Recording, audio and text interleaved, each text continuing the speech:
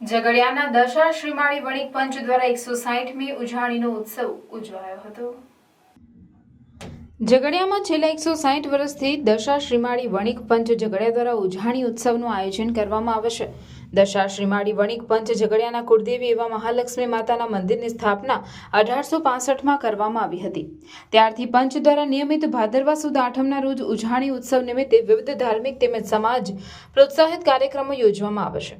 ભાદરવા સુદ આઠમ નોમના રોજ આ ઉજવણી ઝઘડિયા દશા શ્રીમાળી વણિક પંચ દ્વારા આયોજન કરવામાં આવી હતી। 2 દિવસ ચાલતી આ ઉજવણીના કાર્યક્રમમાં પંચ દ્વારા વક્તૃત્વ સ્પર્ધા, જ્ઞાતિજનોનું સમૂહ ભોજન, રમતગમતનું આયોજન, ગરબાનું આયોજન કરવામાં આવે છે।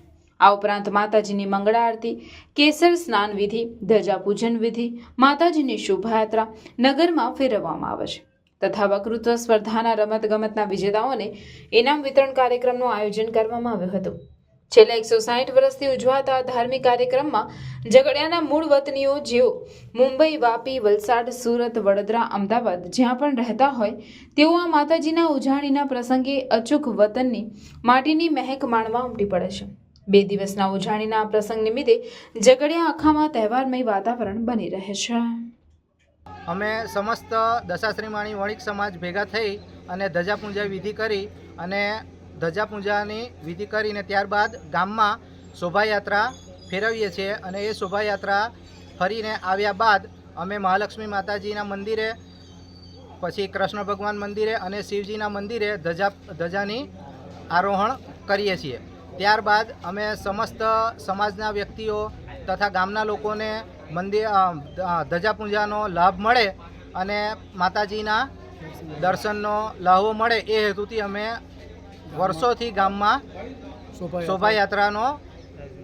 શોભાયાત્રા ફેરવીએ છીએ અને ત્યારબાદ અમે સમયસર મંદિરે ફરી આવી અને કાર્યક્રમનો પૂર્ણાહુતિ કરીએ છીએ। ત્યારબાદ બપોરે માતાજીનો હવન રાખીએ છીએ અને હવનની પૂજા વિધિ પણ સમસ્ત સમાજના વ્યક્તિઓ ભેગા મળી અને પૂર્ણ કરીએ છીએ અને ત્યારબાદ સાંજે પ્રસાદી લઈ અને મહાપ્રસાદી લઈ અને મહાઆરતી કરી અને સમસ્ત વણિક સમાજ ઉજાણી ઉત્સવ ભાવપૂર્વક પૂર્ણ કરી અને શાંતિથી ઉજવણી કરીએ છીએ।